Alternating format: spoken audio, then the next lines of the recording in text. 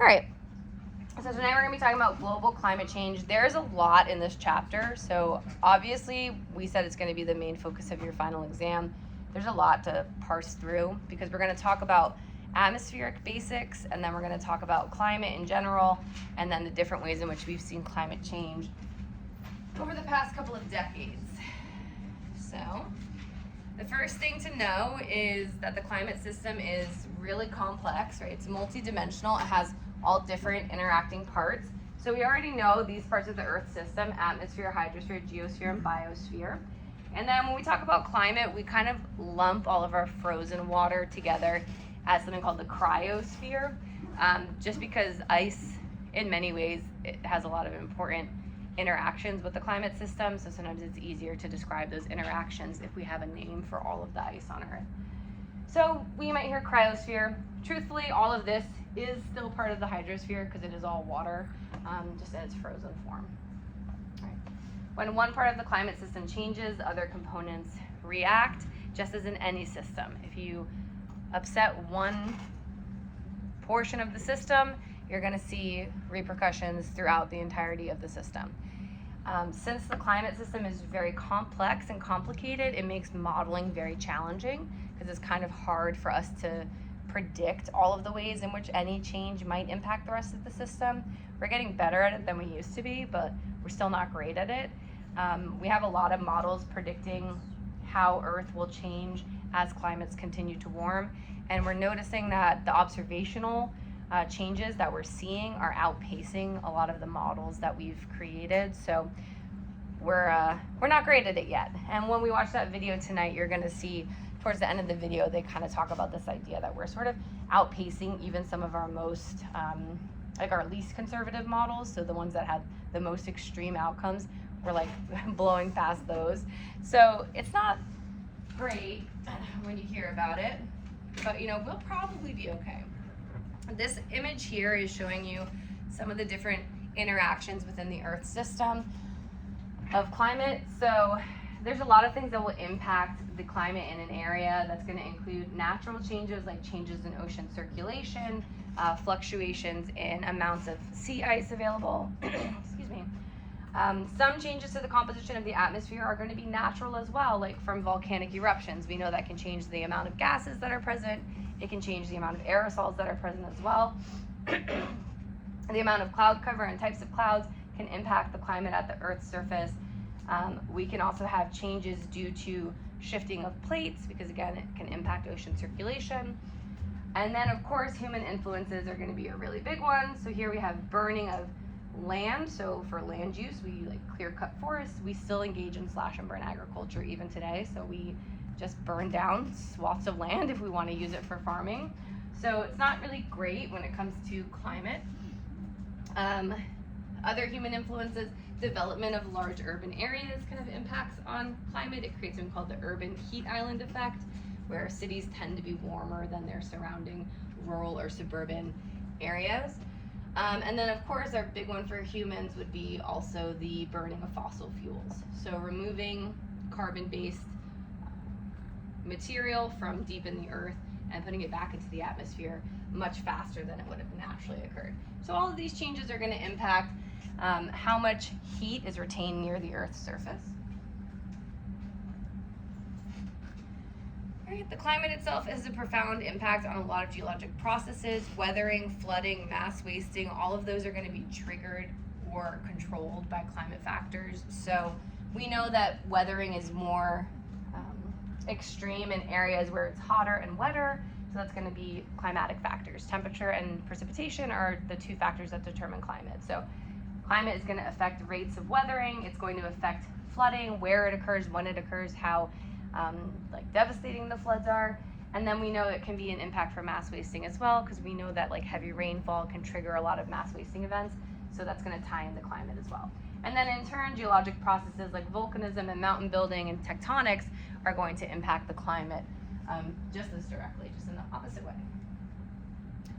Right, using fossil fuels and many other geologic clues, we can reconstruct Earth's climate going back using fossils, not fossil fuels. We can reconstruct Earth's climate going back hundreds of millions of years. So This is called paleoclimatology, is what we're going to study in a second. Earth's climate can be broadly characterized as being a warm climate that we call a greenhouse, or a colder climate as an ice house. So Earth goes through periods of glacials and interglacials. So we have greenhouse periods, we have ice house periods. We're seeing effects right now from human beings that are outpacing the natural cycles that we observe, but typically the Earth does have variation. It goes back and forth from being hot and cold. So this is showing us an example of when Earth was overall warmer. So this is at the start of the Cenozoic, so this is about 60-ish million years ago. So dinosaurs died out over here. Temperatures at that time were really high. We know that during the Mesozoic there was a lot of volcanism, there was a lot of carbon being added to the atmosphere through natural processes. Temperatures were warm. Over time, because of natural variation, the Earth started to cool, so that towards the middle of the Cenozoic, we got much colder. We started going into our ice age, the most recent ones that we discussed a little bit throughout this course. And this is where we're at now. So we should be cold. We should be in a glacial period or heading towards, so we should be on the colder side of natural systems. And now we're just like creeping back up towards hotter than before. And it isn't accounted for in the natural models. All right, so now we know that if we're trying to figure out Earth history, we talked about this before, instrumental records only go back a couple of centuries. So actual data that's been collected by scientists or citizens who've gone out with their measuring tools, their thermometers, their whatever, and tried to gather data, we don't have a lot of it. It goes back a couple hundred years, but even then it starts to get really spotty really quickly. So a lot of what we know now, we have gathered through the use of proxy data. This is indirect evidence that can explain to us what climate was like at times where there was no one around to record temperatures or record different gas compositions in the atmosphere. So instead we can look at other things that tell us that information even without directly measuring those values themselves. This is an example of a bristlecone. This is a type of tree that we sometimes observe to help us learn about ancient climates. So this is a lot of different ways. These are different types of proxy data we can observe. One is seafloor sediments. There's an abundance of types and organisms remains, and they're indicative of past sea surface temperatures. So one example are these guys, foraminifera. They form at the surface. Their bodies are made of calcite or silica, depending on if you're looking at foraminifera or these other substances, radiolarian. So we can look at their shells and we can look at concentrations of carbon at the time to figure out how much carbon was in the air when these organisms were alive. We do something called oxygen isotope analysis. This I'm going to explain to you. Sometimes it's a little complicated, so kind of stick with it as we go through and then try to remember it as we go on. So we've talked before about isotopes in this class, right? Isotopes are defined as two atoms of the same element that have a different mass, because we know that the number of protons, the atomic number, is what identifies the element. So that can't change, because if it does, it's going to be a different element. But the number of neutrons can change, and that can add mass without changing any other characteristics of the atom. So oxygen is one that exists in a couple of different isotopes on Earth. Oxygen-16 is by far the most common isotope of oxygen on Earth. So most of the atoms of oxygen have a mass of 16 AMU. But a little bit, some of them have a slightly higher mass. They're oxygen-18, so they have 2 additional neutrons, which gives them a little bit more mass. Now, what happens is when temperatures are really warm, there is an increase in the amount of evaporation from the oceans. And during evaporation, oxygen-16 is selected for because it doesn't weigh as much as oxygen-18. So if a water molecule is going to evaporate, if you have 2 molecules, one has oxygen-16 and the other has oxygen-18, the oxygen-16 is less massive, so it evaporates more readily than the oxygen-18. So during periods of warm temperatures, we see a higher concentration of oxygen-18 in the ocean, which then gets absorbed into the shells of animals that create their shells with calcium carbonate, because remember, calcium carbonate is CaCO3. So there's going to be a higher concentration of oxygen 18 in the shells of organisms during warmer periods, because all the oxygen 16 is getting evaporated out of the sea. Actually, I lied to you. I'm tired. No, so when the oxygen does evaporate, yes, it is going to evaporate differentially. So the oxygen 16 will evaporate more readily, but it's actually going to be during cooler times where that oxygen 16 is then going to get trapped on the land. So forget what I said a second ago. When the oxygen 16 gets evaporated, we'll start over. When the oxygen 16 gets evaporated, if the temperatures were warm, it would get evaporated, it would fall as rain, it would go right back into the ocean, and it would be back to normal. When the temperatures are colder, it still evaporates oxygen 16 more easily than oxygen 18, but that O16 gets stuck on land in glaciers because the water that evaporates stays on land because it's colder, so it doesn't return to the sea. So the only part you have to forget is me saying that you're going to have a higher concentration when there's warmer temperatures. You're actually going to have a higher concentration of O18 in shells during cooler temperatures.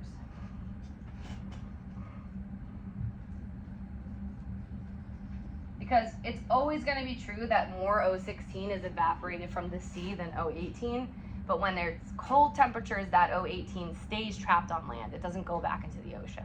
So it stays caught in glaciers, which means that there's going to be a higher percentage of oxygen 18 in the water because the rest of the oxygen 16 is trapped on land.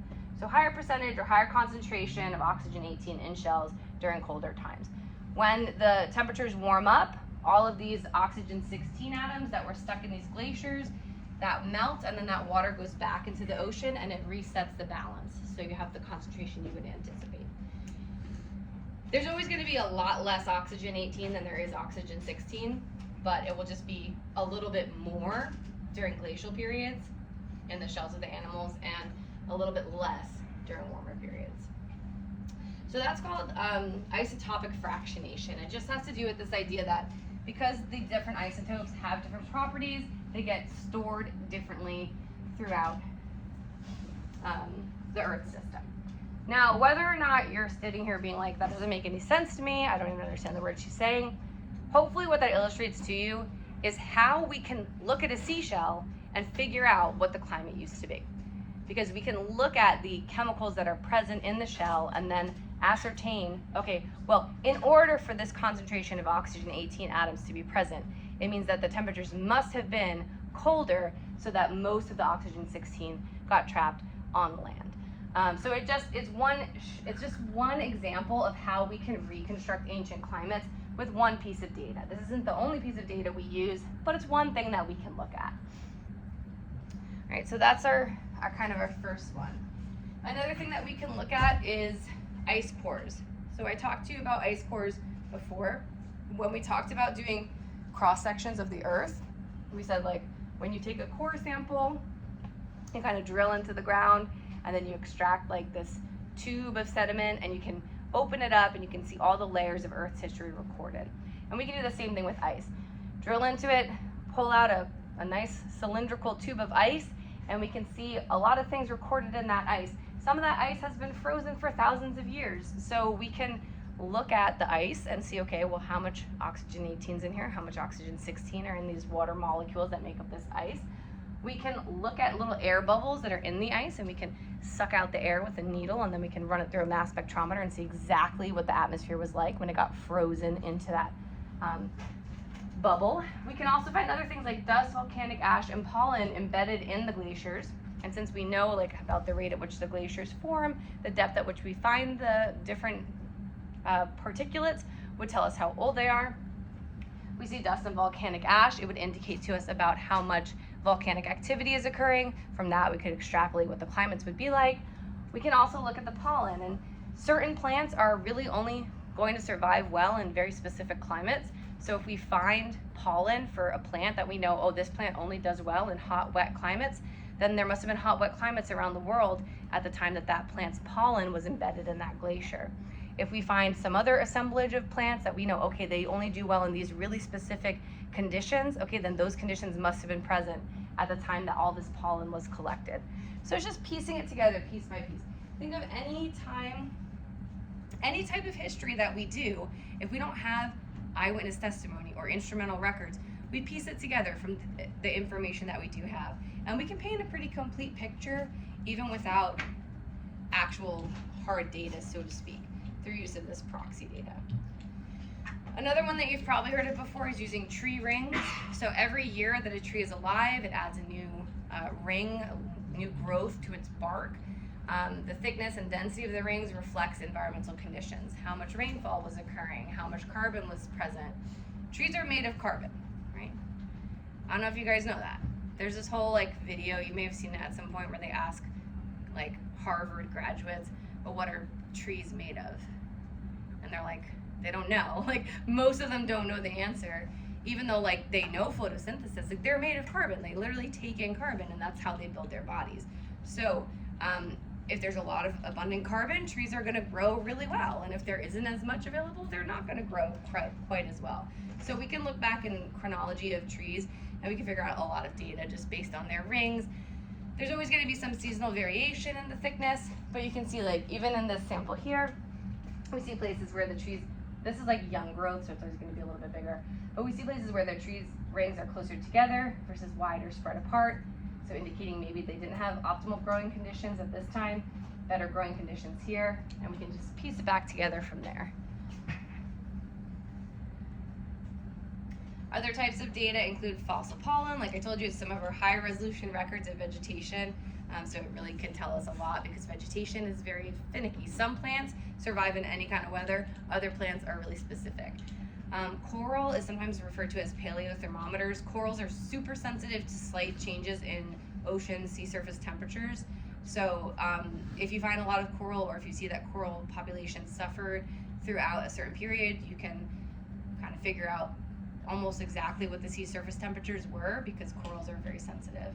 And then we also use historical data. We might hear stories or legends of crazy huge harvests one year, oh my god, this year that we had so much grain we didn't know what to do with it, or this year where we had a massive flood. So we can piece together those historical records too to kind of just get a more complete picture. This is showing us sea surface temperature records. All right, so any questions on the use of proxy data? Are we feeling kind of, hopefully at this point, confident that even if maybe you and I couldn't do it in this exact moment in time, scientists are able to piece together ancient climates? So it's not like when we're talking about past climates, it's guesswork. They definitely know what they're talking about. They've dedicated much of their life to studying that. All right, so now what we're gonna briefly talk about are the basics of the atmosphere itself, so that we can understand how it operates and therefore hopefully understand climate change a little bit better. We talked about the atmosphere in the very first lecture of this course. We defined it as the gaseous envelope that surrounds Earth. It's very thin, it's very tenuous. It's about the thickness of an eggshell as compared to an egg. It's vital for life on Earth. We cannot survive without our atmosphere, but it's very thin. And what a lot of people I feel like don't know is the composition of air. So most air that you breathe is made of nitrogen gas. 78% of dry air is nitrogen gas, and 21% is oxygen. So together that makes 99% of the air that we breathe. Sometimes I ask people oh, what do you think are the most abundant gases in the atmosphere? And they'll say, oh, carbon dioxide. I'm like, okay, we would definitely be dead. If carbon dioxide was the most abundant gas in our atmosphere, we would not be able to live on this planet. Carbon dioxide is a minute component, 0.04%. A lot of times it's referred to in parts per million, 400 parts per million. It's a trace amount, but it's really, really vital because it's a very, very good greenhouse gas. And we need greenhouse gases on the planet because without them, this planet would be scorching hot during the day and freezing cold at night. And that is not conducive to life on Earth. Life wants stability, especially when life first evolved. We need stability in order for life to evolve. So if we have climatic swings or dramatic temperature changes every day and night, there's no way that anything would be able to evolve in those conditions. It's too volatile. So we need carbon dioxide to keep our planet at an appropriate temperature. All right, and again, you might note here that it says clean, dry air. This just means that the air is it's not accounting for water vapor, because water vapor is very variable, but it can account for a decent amount of air mass at any point. And then the clean part just means it's not full of particulates. We're just talking about the gas itself, not all of the other stuff floating around in the air. We need methane in there. Yep, methane's up here too. So nitrogen, again, and oxygen together, about 99%. And then about another 0.9% is argon gas, a non-reactive noble gas. Other than that, we have neon, helium, methane, krypton, hydrogen gas, and carbon dioxide as well. These are in parts per million. So again, carbon dioxide, 400 parts per million. Methane gas, one we hear about a lot, another carbon-based gas, it's CH4, only 1.5 parts per million, which is good. Methane is an extremely effective greenhouse gas, about 25 times more effective than carbon dioxide. So every molecule of methane traps over 20 times as much heat as an equal amount of carbon dioxide. The rest of these are mostly noble gases, so inert, non-reactive gases. All right, water vapor can vary from anywhere from 0 to 4% of dry air, not dry air. So when we talk about really humid days, at most the air is only going to be 4% mass by volume of water vapor. But water is going to create all clouds and precip. It's going to absorb heat and can affect global climate as well. Water also is a pretty good greenhouse gas. It's a pretty good insulator. It can trap heat very well. The reason we don't talk about it as much in terms of climate change discussions, we can't really do anything about the amount of water we have on Earth, right? Like, the water that we have is here and it all cycles across the surface very regularly. We don't have like massive reserves of frozen water underground that we could add to the atmosphere. So that's kind of what differentiates it from something like carbon. Ozone is another gas that exists in our atmosphere. This is an important one. We like ozone. We don't want to breathe in ozone because it's a pollutant if we breathe it in. So we don't want it down here. Ground level ozone is not good. It is a pollutant. It causes respiratory distress. You don't want to have it. But you do want to have it up a little bit above us in the stratosphere. Concentrated together in a layer, ozone can work to filter ultraviolet light, which comes in, and that's the kind of light that gives you a sunburn. So if you're like me and you burn after 3 minutes in the sun, you're very grateful for the ozone layer. You want to have all that UV protection. And you may have heard it before of people talking about like the hole in the ozone layer. This was a big problem when I was a kid, sort of something that we noticed was an issue globally. We found the cause. It was the use of this chemical called chlorofluorocarbons. Using these aerosols started to break down ozone in the ozone layer and create this like hole in the ozone layer. And globally, as a collective community, we saw this issue, we figured out what was causing it, and we came to action and we said, oh, we gotta resolve this. And we did, like very effectively. We pretty much solved that problem. That's not an issue anymore. When it has come to climate change, we have not been able to do that. We have not been able to take that same community action and fight climate change. And there's a lot of reasons as to why that might be true. I've mentioned a few before. We'll talk about some later as well. But so far, we just haven't had the same momentum with solving the problem as we did with the ozone layer. So thankfully we don't have to worry too much about that now. And then the other things in the atmosphere are going to be our aerosols. So tiny little particles floating around the air all the time. Sometimes it's going to be liquid particles, it's going to be solid particles, things like salt, dust, smoke, any sort of liquids, like when people cough and their little spit drops are floating all over the place, anything like that. The solid particulates are actually useful because they attract moisture to allow for cloud formation.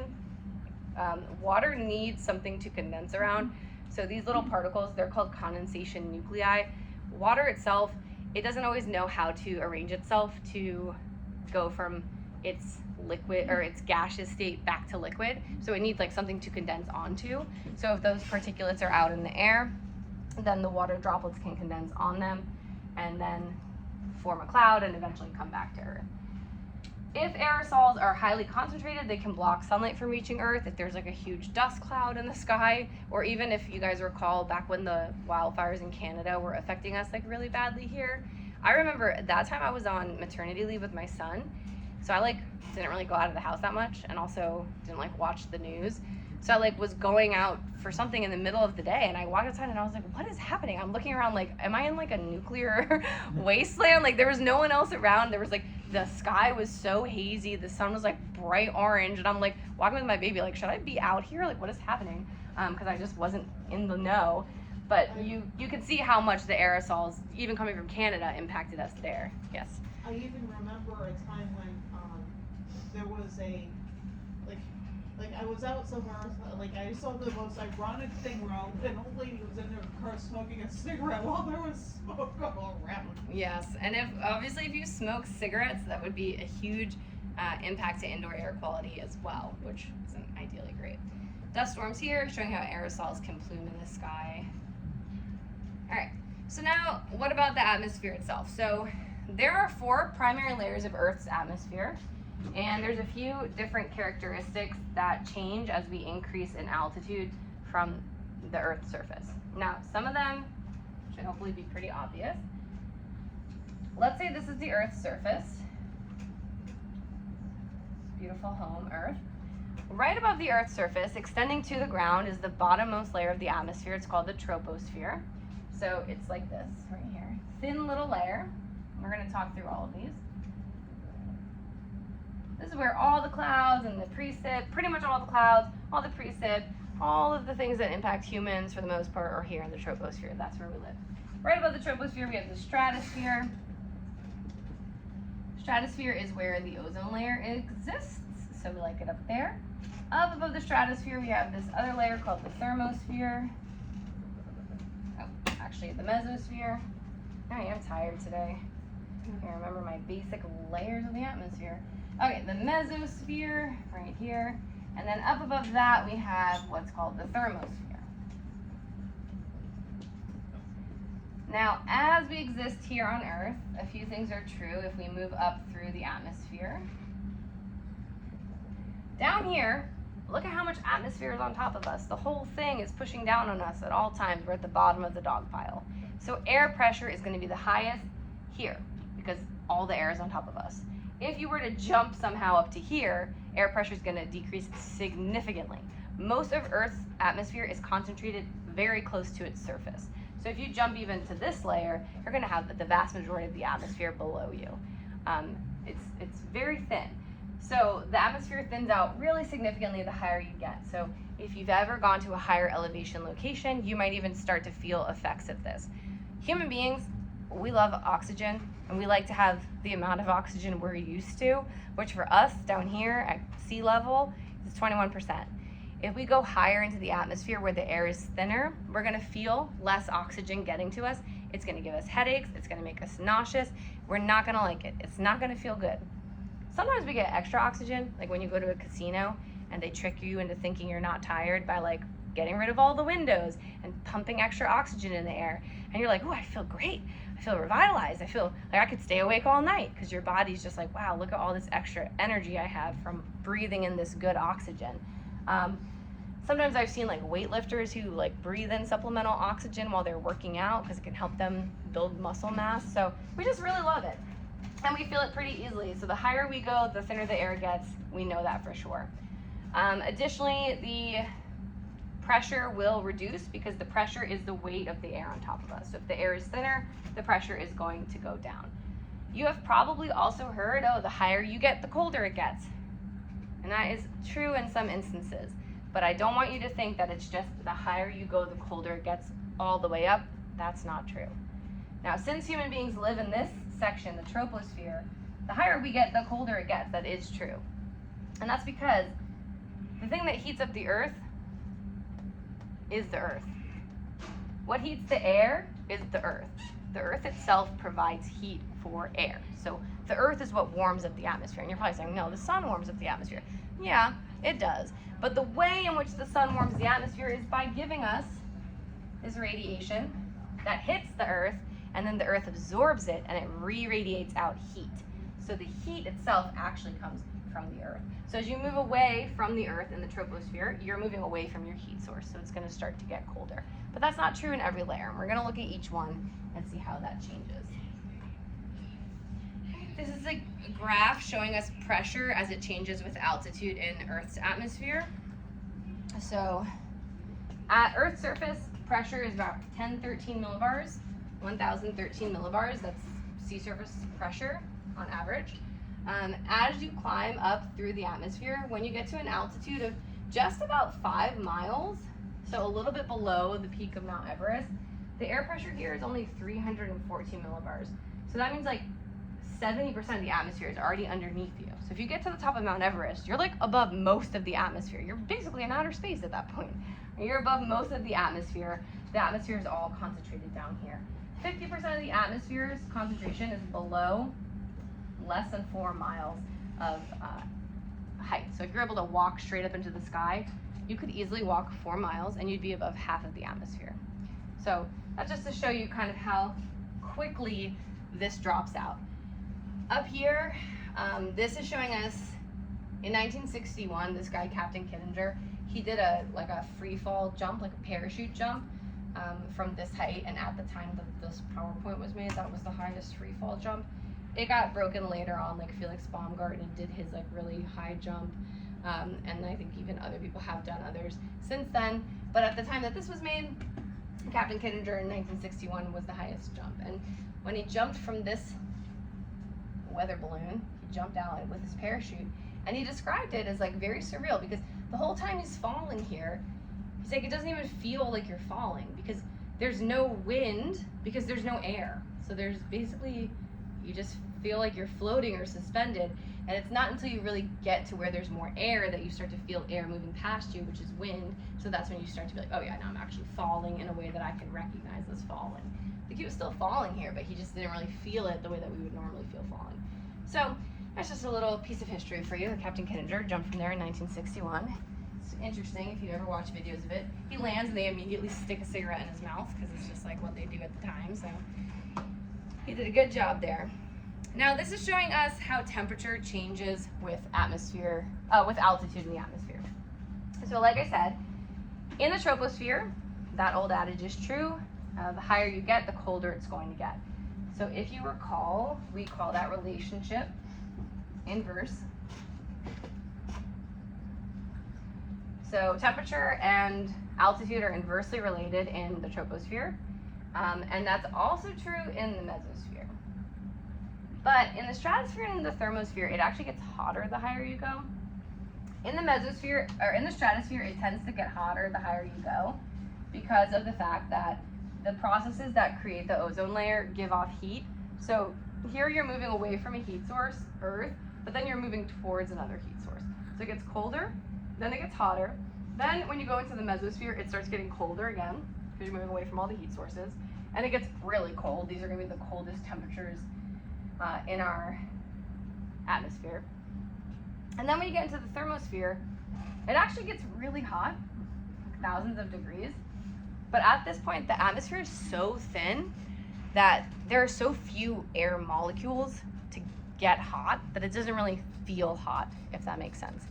So it'd kind of be like, imagine if you had like, I don't know, the sharpest needle you could ever imagine, but it's so tiny that when it hits you, you don't really feel it because it's so small that it's really not making much of an impact. That's what's going on here. The individual air molecules are really hot. It's just like there's not a lot of them. So chances are they're not going to be bumping into you if you're in that area. So you're not going to feel hot, even though the temperatures technically are hot.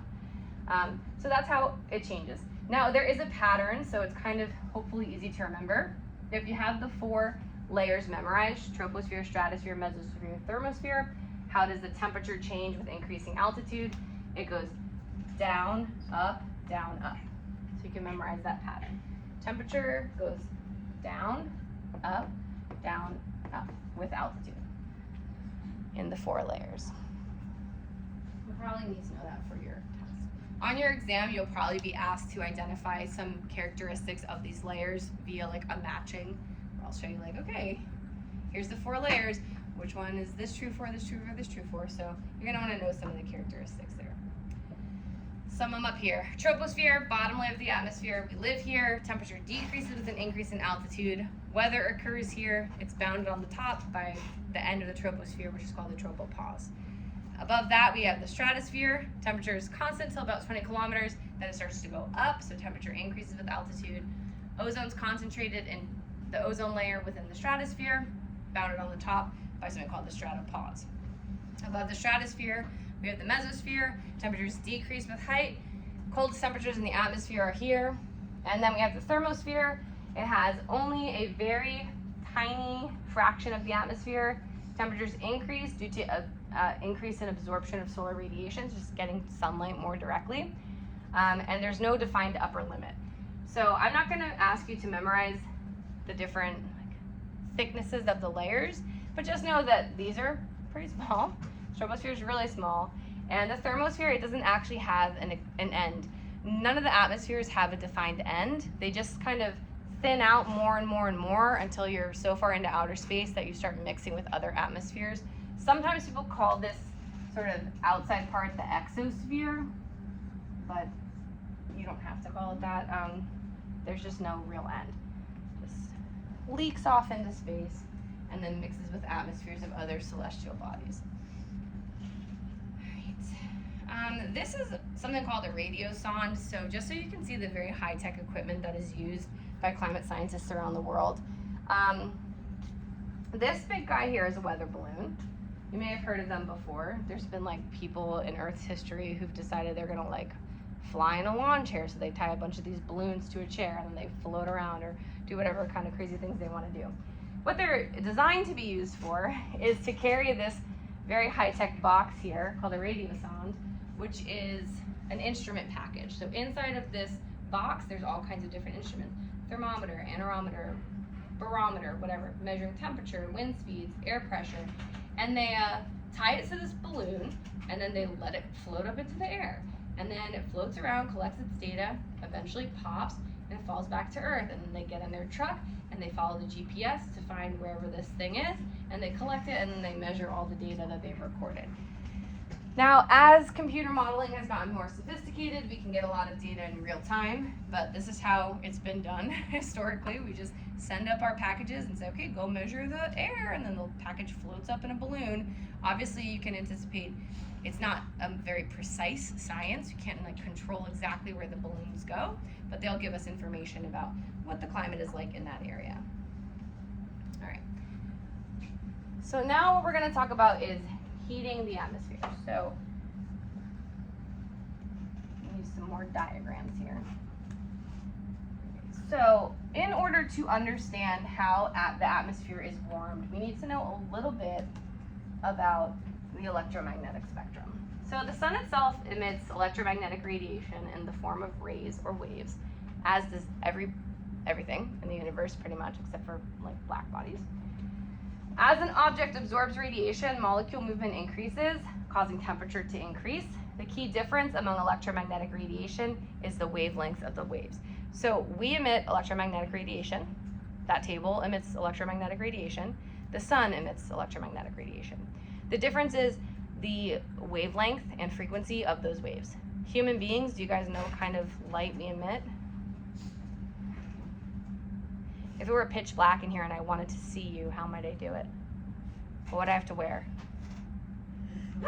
Infrared goggles, because you're giving off infrared energy all the time, and I can't see it glowing on you like I can see visible light glowing from the sun, but I can see it if I have the right type of glasses on. So infrared goggles allows me to visually see the energy that you're constantly putting out. The sun, it puts out two forms of radiation. It puts out ultraviolet radiation and visible light. All of these are going to fall into a spectrum. This is the EM spectrum. It's all the different types of light that exist. Visible light is what we have right here. It's what we see. And when we see a rainbow, we can see all the wavelengths of visible light present for us, starting with red and ending with purple. And if we start at the most high energy shortwave radiation over here, where the frequency of the waves are really high because they're really close together because they have a very short wavelength.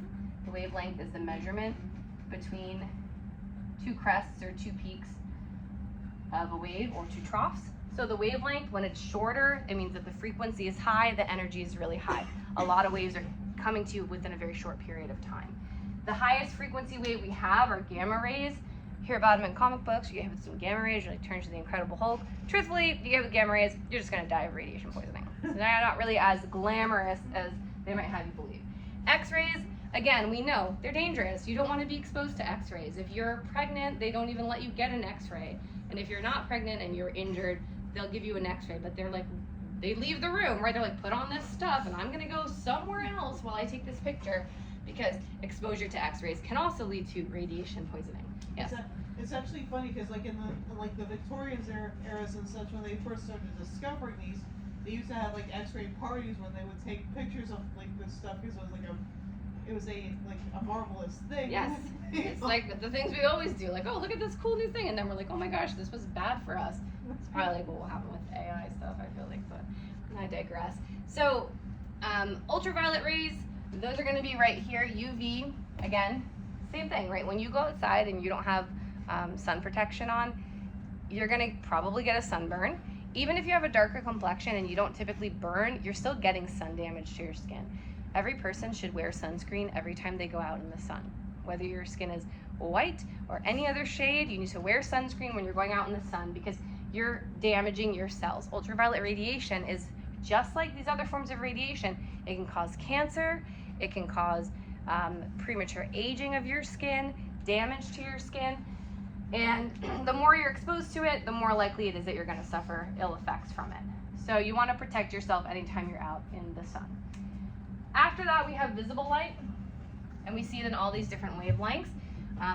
Ultraviolet, again, it's right next to violet because it's like ultraviolet after violet. And then infrared is right in front of red, so it's before red. And this is on our longer wave radiation side. Since human beings are not as hot as the sun, we don't put out as high energy forms of light as the sun does. The sun puts out UV and visible light because it's really hot. We get hit with that light and we absorb it, and then we re-radiate our own wavelength, which is infrared. The hotter you are, the more higher energy the waves are that you're going to emit. The cooler an object you are, the longer wavelengths you're going to emit. After infrared, we have microwave, then we have television and radio waves, including shortwave and long-wave radio. These can have wavelengths on the order of thousands of meters long, versus here 1 micrometer, actually 0.001 micrometer. So 1/1000th of 1 millionth of a meter. It's really, really small. Aren't like microwaves also like sound waves? They're light waves.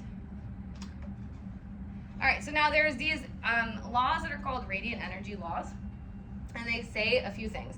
All objects emit radiant energy. Hotter objects are going to emit more, and hotter objects are going to emit shorter wavelengths of maximum radiation.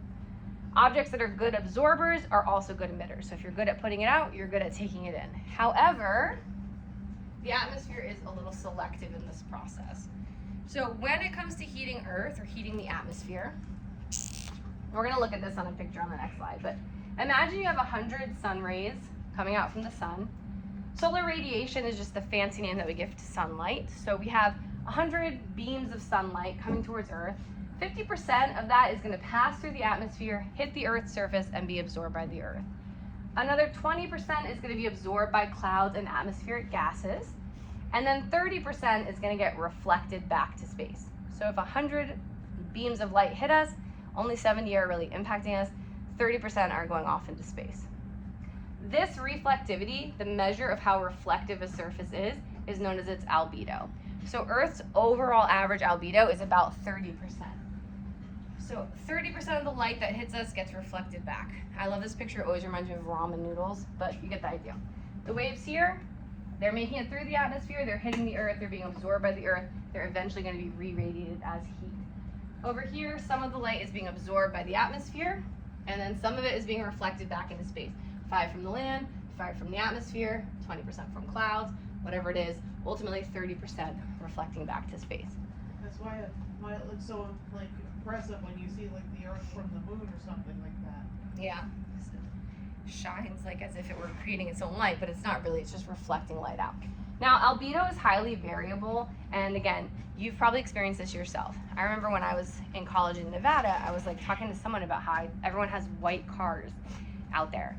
And they're like, well, yeah, well, white cars are the coolest. And I was like, well, yeah, I don't know. I mean, like, red cars are kind of cool, or like sometimes like a black car. They're like, no, like the coolest that's not as hot as a black car. And I was like, oh, okay, that makes more sense, because in Nevada it gets really, really hot. So you don't want to have a black car probably, because think about how hot your cars get here in the summer, and then imagine you're in 120-degree weather. So having a white car or a white surface, it's going to reflect the vast majority of light that hits it, which is going to reduce the amount of energy it's able to re-radiate as heat. So it's going to be cooler overall. So things like snow and ice, they can have an albedo of upwards of 90%. Fresh snow on the ground, you guys ever go outside on a sunny day after a snowfall? And I don't know about you, but I'm like, oh my God, I'm blinded. Like as soon as I open my eyes and the light is shining right off the snow, even at night when it's snowing, you go out and it's like you don't need any kind of lights because it's so bright because of all of the light being reflected from the moon. Something like water is super variable. Depending on the angle at which the light is hitting it, it can reflect as little as 5% to upwards of 80% of the light hitting it. A sandy beach, anywhere between 20 to 40, depending on how wet the sand is. Asphalt, really bad at reflecting sunlight, only reflects 5 to 10% of the light that hits it. And that's why if you go outside in the summer and you are barefoot on the blacktop, you're like burning your feet immediately. It's so hot because it's absorbing all that energy and re-radiating it as heat. So once that energy gets absorbed by the Earth's surface, the Earth then re-radiates it as heat. And since the atmosphere is selective in its absorption, it allows shortwave radiation like ultraviolet light to pass through the atmosphere. But it does not allow longer wave radiation like infrared light to escape. So it lets the light in and it does not let the heat out. And that is the greenhouse effect in a nutshell. So you have the Earth's surface. You have these greenhouse gases up here. I'm gonna just put them in clouds just to visualize, but they're invisible, right? When the sun is shining, this shortwave radiation, it has enough energy to just pass right through the CO2. And it comes and it hits the Earth's surface. And then the Earth absorbs it, and it's like, whoo, okay, I'm gonna re-radiate this as some infrared radiation. That's a longer wave radiation. It tries to go through the carbon dioxide, and it's like, no, you can't go out. Sorry, you're stuck here. So I'm just gonna send you right back to Earth. So all of that heat is gonna get trapped because it cannot pass through the same way that the light from the sun can pass through. So that trapping of heat near Earth's surface is the greenhouse effect. And like I said, it's super important because without it, the planet would get really cold at night and really hot during the day, and we wouldn't have the stability that we need for life on Earth to occur. The greenhouse effect is not a bad thing. It is necessary for life on Earth. However, what we're experiencing now is a runaway greenhouse effect, where we have too much carbon dioxide. So we're trapping too much heat and it's getting uncomfortable for us. So you liken it to, think of the CO2 like clothes. You need clothes, right? Go outside without clothes, probably you're gonna be cold, you're gonna be uncomfortable, it's not gonna be good for you. You need the right type of clothes though. If I went outside in the summer and I was wearing my sweatshirt and my boots and my jacket, I'm gonna get too hot and my body's not gonna operate properly. I'm gonna get sick or I'm gonna die from being overheated. So think of it like that. I need the right amount. Without it, I would be uncomfortable or sick, but with too much, I'm gonna be in the same boat. I'm gonna be uncomfortable and potentially very sick. All right, this is showing us how this works on different celestial bodies. So the moon, for example, doesn't have any greenhouse gases. It doesn't really have an atmosphere. It's a small body, so it lost its atmosphere a long time ago.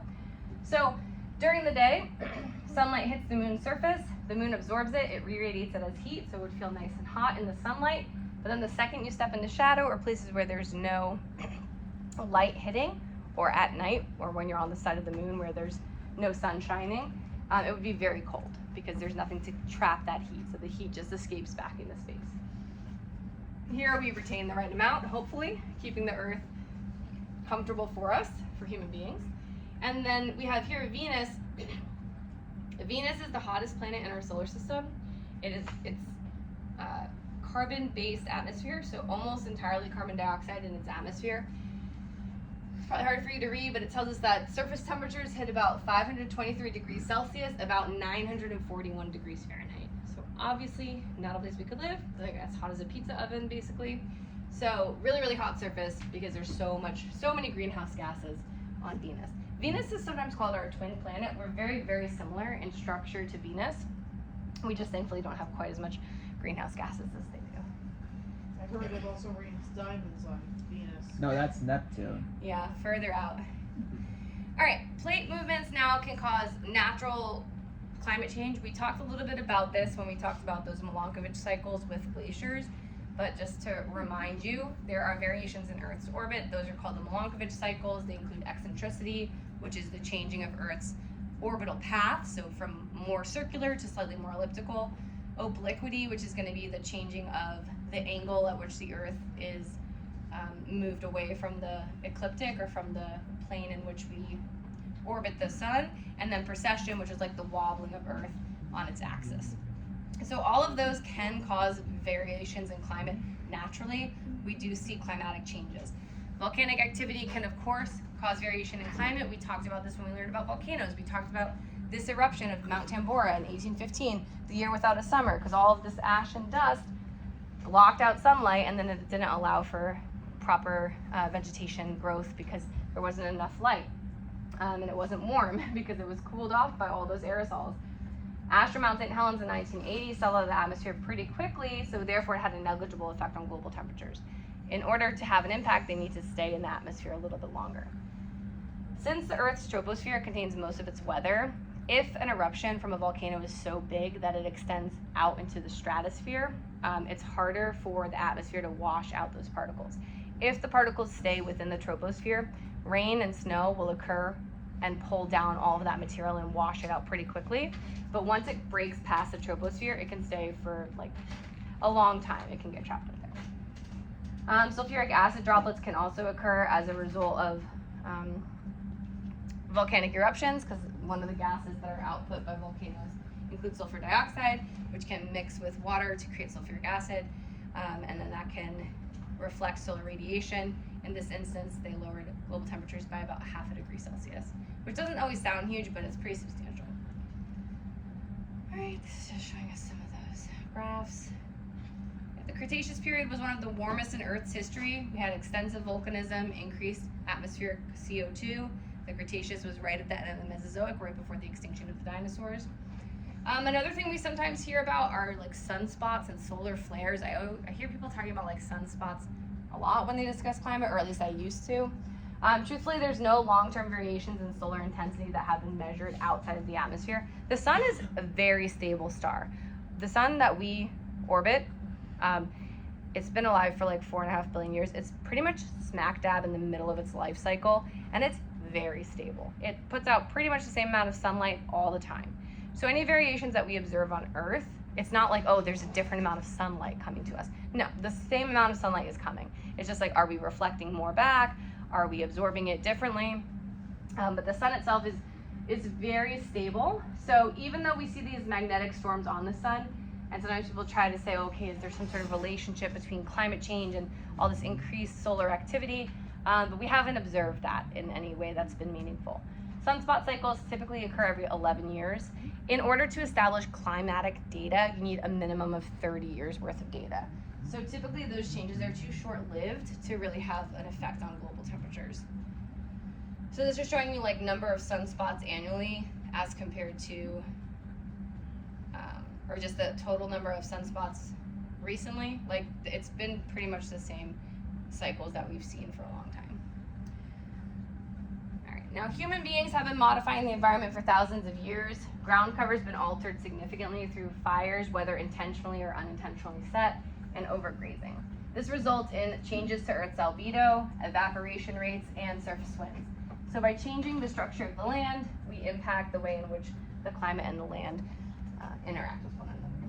Sometimes they used to use like controlled fires, like in order to like stimulate tree growth, as it were. 'Cause like some pine cones will like explode and then they will seed themselves. Yeah, some pine cones only pollinate during very high temperatures. And they still do controlled fires, and they just don't always work as well as they should. All right, now other human impacts: rising carbon dioxide. CO2 is a greenhouse gas. It's gonna let shortwave radiation pass through. It's gonna trap heat. Humans add carbon dioxide to the atmosphere through two processes: burning of fossil fuels and deforestation. and CO2 levels are highest in the past 600,000 years. So we have higher CO2 levels now than we've had ever before. Now, this graph at the bottom here has probably changed since the time that this image was published. In New Jersey, we rely a lot on natural gas and nuclear energy, actually, for much of our energy output. Nuclear energy is a green energy. I don't know if you guys know that. Nuclear gets a really bad rep because when it melts down really spectacularly.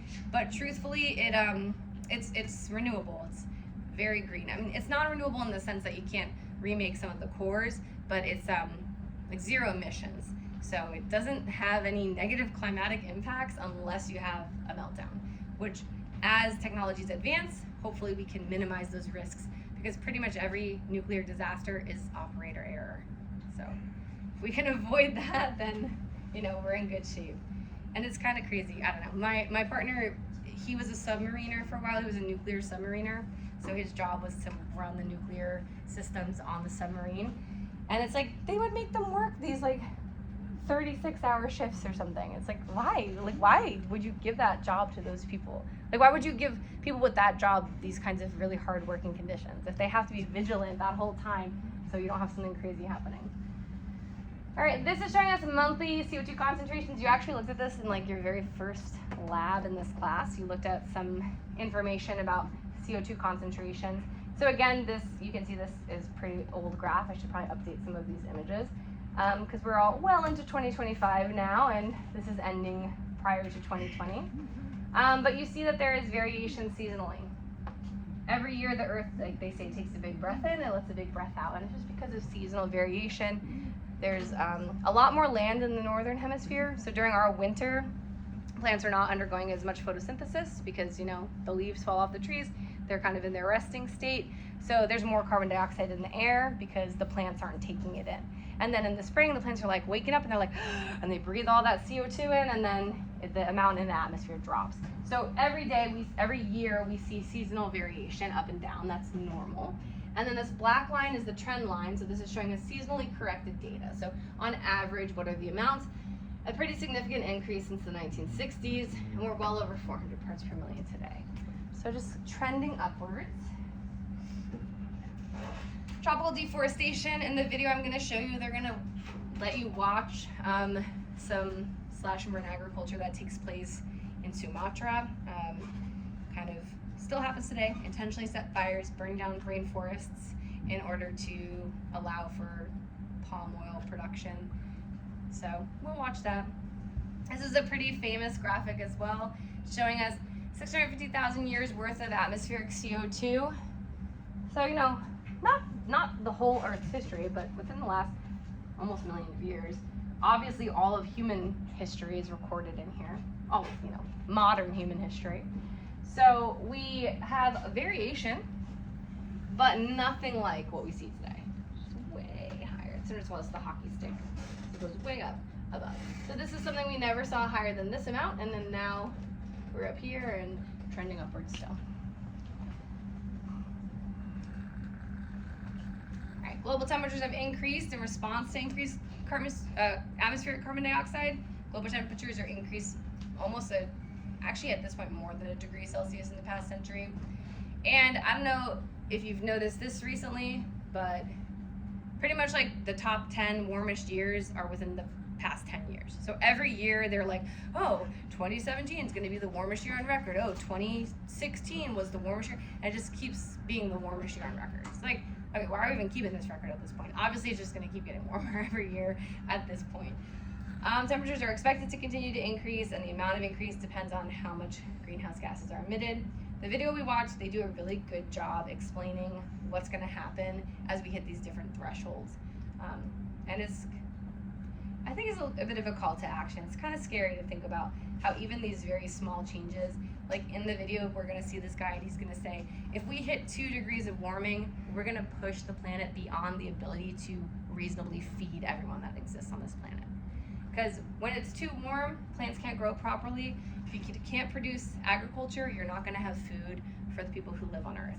And we've talked a little bit in here before about how, as much as we like to believe we are evolved and civilized, if you are facing starvation, people very quickly devolve, right? We very quickly move towards violence. If I say, you have food, my family needs food, I'm gonna do whatever I can to feed my family. Because at our basis, we are animals, right? And we have a protective nature for our own. Hopefully we can evolve beyond that, but it does tend to come out when we get stressed and hungry. This is showing us temperature models. I told you there's a lot of different models that we use because there are so many different complex interactions in the climate system. And of all these models, so far, we're kind of outpacing all of them. So ideally, we can curb our temperature change, but most likely it's not going to happen that well. Other trace gases that can impact global climate. Methane, we talked about, it's less abundant than carbon dioxide, but it's way more effective at absorbing outgoing radiation. It has like a global warming potential of about almost 25 times that of carbon dioxide. Nitrous oxide is a greenhouse gas that can exist for up to 150 years in the atmosphere. CFCs, that's the ones that depleted the ozone layer, chlorofluorocarbons. We kind of have stopped using them a lot. They're still used occasionally, but way reduced from what we did before. So CO2 is not the only contributing factor, but it is, as of now, the single most important cause. Methane is the big one too. That's one that you can change through choices like your diet. Beef production is responsible for a lot of methane output.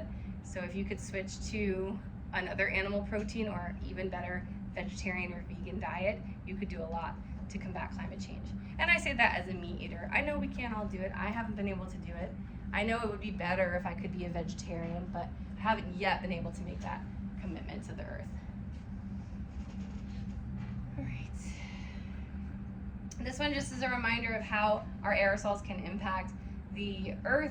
So you can have a cooling effect if sunlight gets reflected back, and then depending on what the aerosols are, they could eventually have a warming effect. We talked about this with volcanism a lot as well. All right. So this next part is going to talk to us a little bit about feedback mechanisms. This is really important in climate science as well, and something they'll touch on in the video also. So when any component is altered, scientists have to consider all the potential outcomes. The different possible outcomes are called climate feedback mechanisms. These are going to complicate climate modeling. You've probably learned these terms in like high school science. Positive feedback loops and negative feedback loops. And you might look at the words and think, oh, positive means good, negative means bad. No. Typically in any well-balanced Earth system, you're gonna want negative feedback loops at work, because a negative feedback loop, it essentially, the effect of the original mechanism negates any impact, so it just kind of rebalances itself. It'd be like something like your thermostat. Your thermostat notices that it's too cold in your house, so it kicks on the heat. Okay, but now it's getting hotter, so then it measures a warmer temperature, so it turns off the heat, it brings the temperature back down, it balances it out. A positive feedback loop, the positive doesn't mean good, it means plus. So a positive feedback loop is gonna add to itself, so the impact is going to just double down on the initial cause, and it's gonna build and build and build. So when we're talking about feedback loops, a lot of times for positive feedback loops, ways that you'll hear them described are things like, it's a vicious cycle, it's a snowball effect, it's a runaway, whatever. So typically bad. We don't want positive feedback loops at work in any sort of system, because they drive the system towards instability. And like we said, humans and other living things, we like stability. Negative feedback loops, it's going to be things like balance, drives to stability, homeostasis, things like that. Now, in climate science, there's a couple of examples. So first, we have our positive feedback loop example.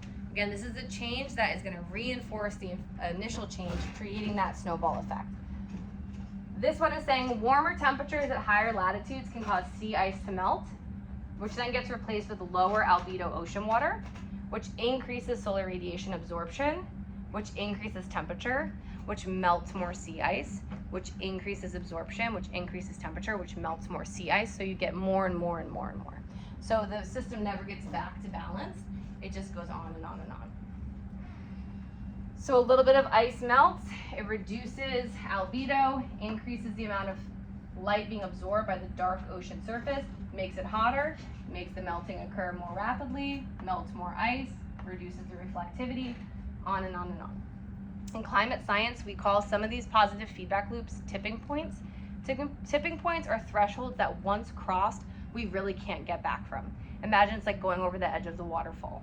So once you cross over a tipping point, the natural forces at work within the Earth system take over, and it's very, very hard to pull back on those changes. They're just gonna go, and we're just gonna have to see what happens.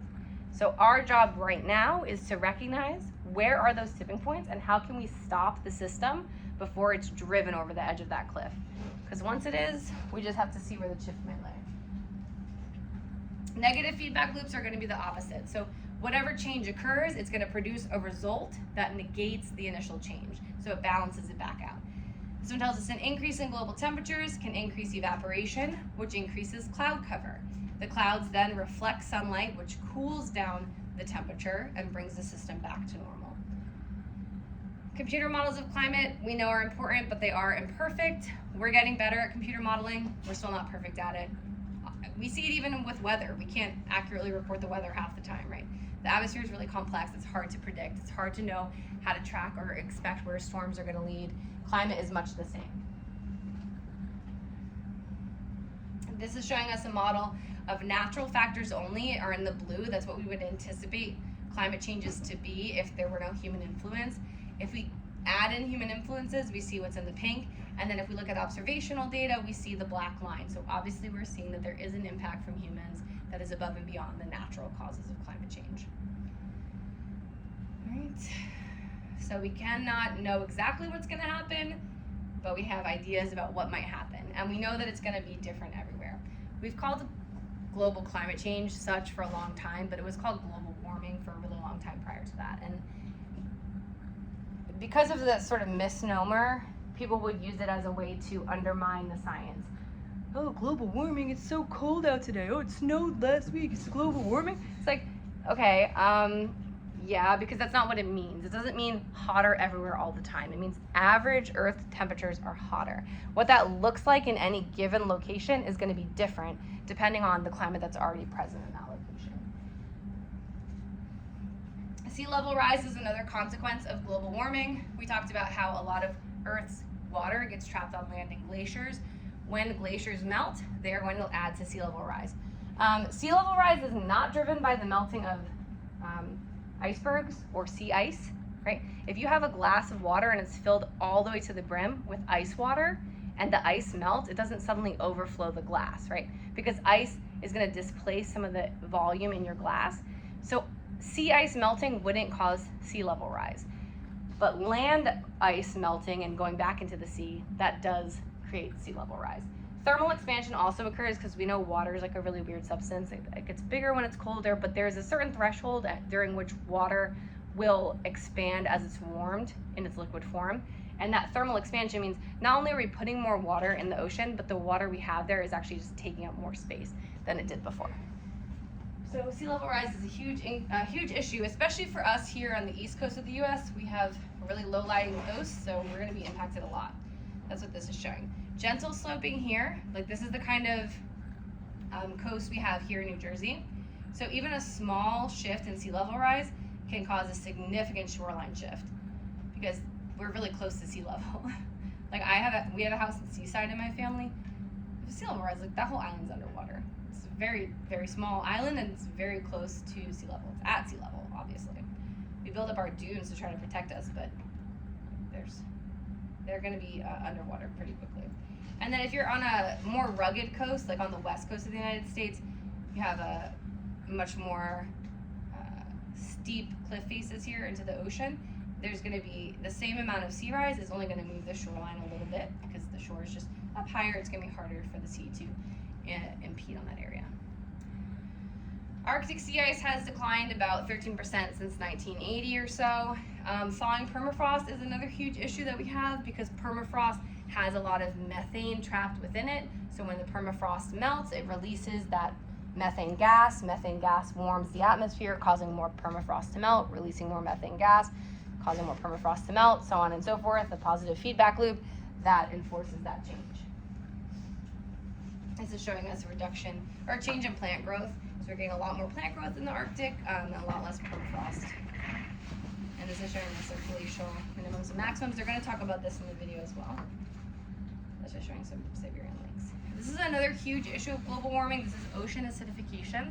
So ocean water is alkaline in nature. It's basic, so it's not acidic.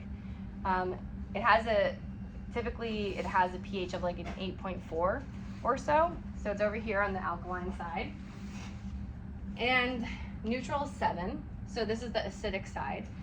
When carbon is output into the atmosphere, about half of what we output to the atmosphere gets absorbed into the ocean. The ocean is a humongous carbon sink. So it takes about half of the CO2 that we put out and absorbs into the seawater. When it does, it's shifting the pH of the ocean water from maybe like an 8.4 to around like an 8.2. Doesn't sound like a huge change, but it's enough that it causes a couple of different problems. First off, when the CO2 dissolves into the ocean water, it creates carbonic acid, and to do so, it absorbs certain ions that are present in the seawater. Those are the same ions that shellfish use to build their shells.